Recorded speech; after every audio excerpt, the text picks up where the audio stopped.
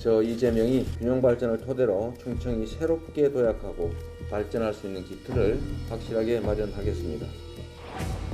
충청의 선택으로 김대중 노무현 문재인 대통령이 탄생했습니다. 그 은혜를 제가 보답하겠습니다.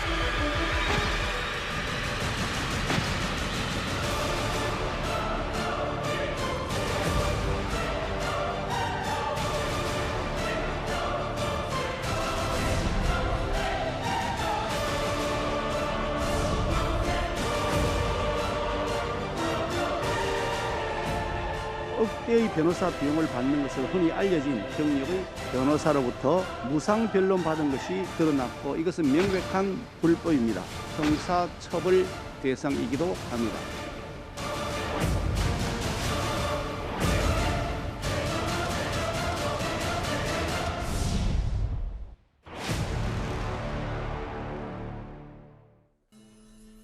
예, 다시 맞붙었습니다. 저희가 준비한 4위와 8위 여권 내부 얘기를 만나볼 텐데요. 오늘 국회 운영위에서는 송두환 국가인권위원장 후보자에 대한 인사청문회가 있었습니다. 그런데 마치 이재명 지사 청문회 같았습니다. 이 지사의 공직선거법 위반 사건을 이 송 후보자가 무료로 수임한 게 논란이 됐습니다. 간단한 가압류 사건 등 모든 사건이 100만 원이 다 넘습니다. 정식 사건에서 100만 원 이하로 받은 적은 없죠. 100만 원 이상이 되느냐 마느냐를 떠나서 본인이 시간을 투입해서 이번 부정청탁의 선거를 매우 크다는 말씀 다시 한번 드리겠습니다. 인권 변호사인데 인권 침해 당한 사람이 있는데도 불구하고 이 사건을 맡을 수 있습니까? 이중적 삶이 아닙니까? 이분이 형과 형수에 대해서 정말 귀를 씻어야 될 정도로 험악한 욕을 하고 한 사건이거든요. 제 쪽에서 보면 이건 뭐 금액을 얘기할 꺼내기 어려울 정도의 수임료 금액을 생각하기 어려운 종류였다고 생각을 하고요. 한번 읽어보고 뭐 이 정도 내용이면 뭐 난 동의할 수 있다라고 생각을 해서 뭐 진행해도 좋습니다. 근데 그 후보자님 마치 이재명 지사 청문회 같았던 저 인권위원장 후보자 청문회 얘기를 조금 해보겠습니다. 이재명 지사 무료 변론 논란이 오늘 꽤 불거졌는데 송 후보자는 이게 탄원서 성격이고 별로 한 일이 없어서 돈 받을 생각을 하지 않았다. 야당위원회 공세에 이렇게 답을 했거든요. 이도하 변호사님. 탄원서는 다른 형식으로 만들어요. 그리고 이제 변호사 누구 송두환인 이렇게 안 하죠. 그냥 송두환인 이렇게 연명으로 작성해서 내는 게 탄원서고요. 이제 여기 그 상고 이후 보충서든 아니면 상고 이후서에 변호사 송두환인 이랬으면 이거는 상고 이후서 작성을 하든 검토를 하든 그 부분에 대해서 변론을 한 거라고 볼 수밖에 없고요. 변론 내용에는 본인이 직접 작성하는 것도 있지만 검토하는 것도 들어가고요. 뭐 제가 이제 변호사 경력이 이제 20년이 넘었으니까 말씀드리자면 그 전 헌법재판소 재판관인데요. 이제 전 대법관이나 전 헌법재판소 재판관은 이 도장밥이라는 그 이제 좀 통상적인 이제 속된 표현을 쓰는데 그냥 검토만 하거나 아니면 도장만 찍어주는 데 대해서도 사실 이런 사건에 있어서 상당액을 받거든요. 그래서 지금 그 박원순 시장 때 이제 서울시의 사건을 맡은 것도 보면 송두환 변호사가 직접 하지 않고 법무법인에 있는 다른 변호사들이랑 같이 처리한 사건도 평균 수임료가 400만 원이 넘는다고 하는데 본인 잠시만요. 이름만으로. 그 얘기는 송두환 후보자가 꽤 법조계에서는 이름값이 있는 분이니까. 그래서 본인 이름만 들어가는 밑에 다른 젊은 변호사들과 이름이 안 들어가는 거면 보통 사실 이런 사건, 대법원 사건은 1,000만 원 이상 받죠. 그러니까 본인도 100만 원 이하를 받은 적이 없지 않냐, 정식 사건에서 이랬을 때는 여기에 대해서는 다른 말씀을 못 할 겁니다. 다시 한 번만요. 좀 중요한 부분이 있어서 그러니까 통상 이거는 뭐 얼마 정해져 있는 게 아니라 통상 이런 비슷한 사건을 송두환 인권위원장 후보자가 수임했을 경우 대략 1,000만 원 이상 정도의 수임료를 받는다 이런 말씀이십니까? 그리고 이런 부분은요. 저희가 어떻게 되냐면 통상적인 해석을 해야 돼요. 그러니까 전 헌법재판소 재판관 아니면 전 대법관이 통상적인 대법원 사건에서 받은 수임료 통계가 나올 수가 있어요. 서울변협이나 대한변협에 신고를 다 하거든요. 수임 사건은 경유증표를 받아내면서. 그래서 이런 부분 통계를 내면 나오니까요. 뭐 100만 원 원 이하라고 뭐 주장은 본인은 하실 수 있겠지만 법원에서 수사기관에서 해석은 통상적인 통계로 해석을 할 수밖에 없습니다. 뭐 일단 이도하 변호사님이 여러 주관적 의견으로 통상 그런 얘기가 있다고 했고 오늘 이 자리에서 송도한 후보자는 그것과는 좀 다른 얘기를 했으니까요. 그럼 좀 더 얘기를 좀 더 짚어볼까요?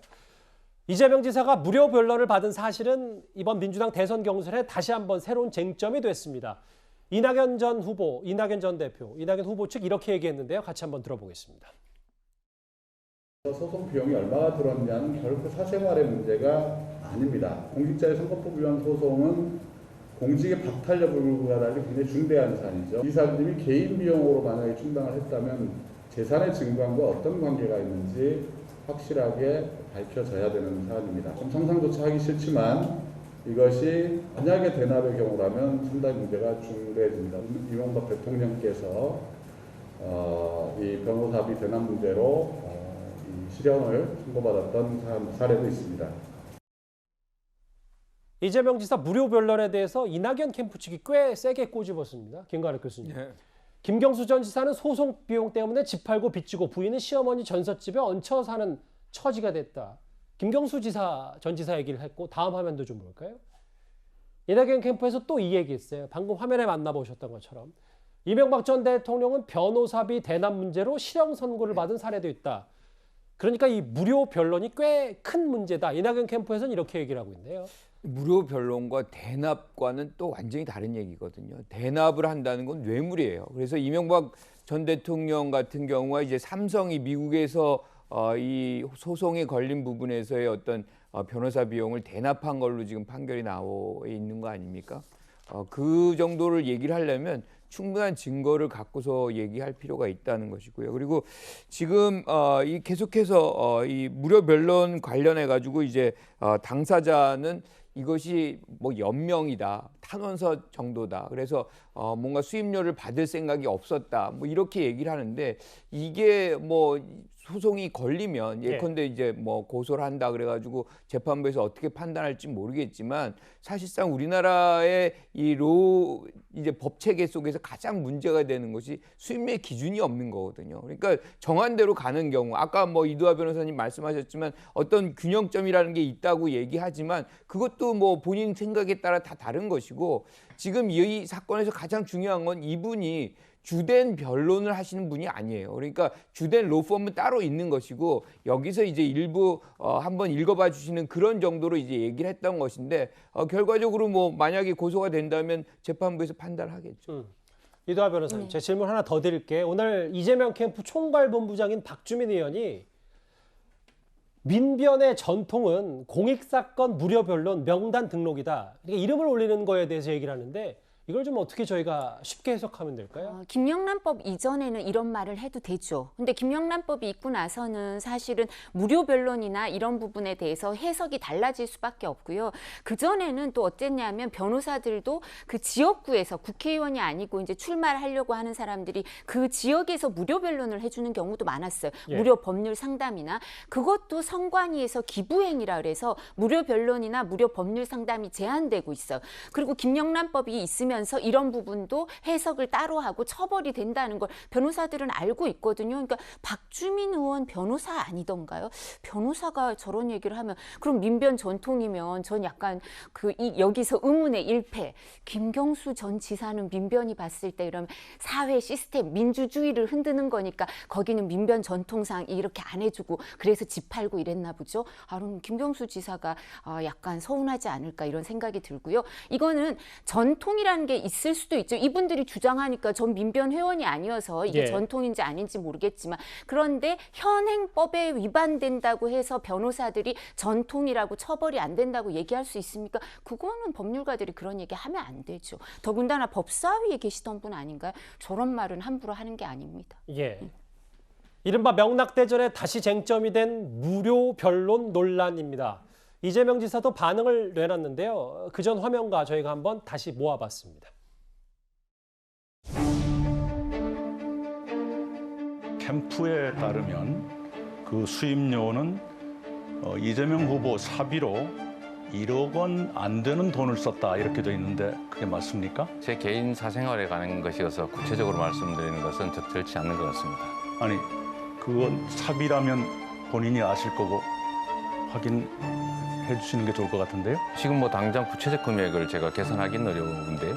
제 1심, 2심, 3심이 여서 꽤 많이 들어갔습니다. 어처구니 가시면 됩니다. 아이고 이쪽으로 이쪽으로 여러분들이 직접 이쪽으로 가세요. 너무 어처구니가 없는 공세라는 그런 아니요 그런 말씀하신 적이 없고요. 아니요 그 일부러 그렇게 받아내지 마시고요. 글쎄요, 저도 분명히 어처구니라는 네 글자를 듣긴 했는데 뭐 여러분이 직접 확인해 보시라 했고 옆에 김남국 의원이 손사래를 치면서 아니다 그런 얘기를 직접 한 적이 없다라고 했어요.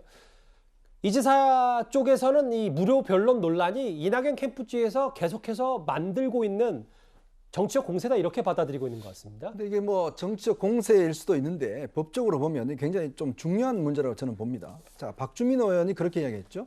민변에서는 공익적인 사건에 대해서 무료 변론하는 관행이 있었다라고 이야기했지 않습니까? 예. 자, 그런데요. 지금 이 사건은 좀 전에 이재명 사 이야기했던 사생활과 관련된 문제라고 이야기를 했습니다. 자, 그러면 민변이 이야기하는 공익적인 사건과 지금 이재명 사 본인은 사생활과 관련된 문제라고 이야기를 하잖아요. 그러면 이재명 사 이 판결은 민변에서 이 공익적인 어떤 무료 변론을 할 이유가 없죠. 자, 그리고 2015년도에 김영란법, 즉 부정청탁금지법이 제정이 됐습니다. 자, 그러면 이거는 이 사건 이후에 벌어진 일이 있잖아요. 아까 이도하 변호사님 이야기를 했지만 김영란법 이전과 이후는 상당히 달라집니다.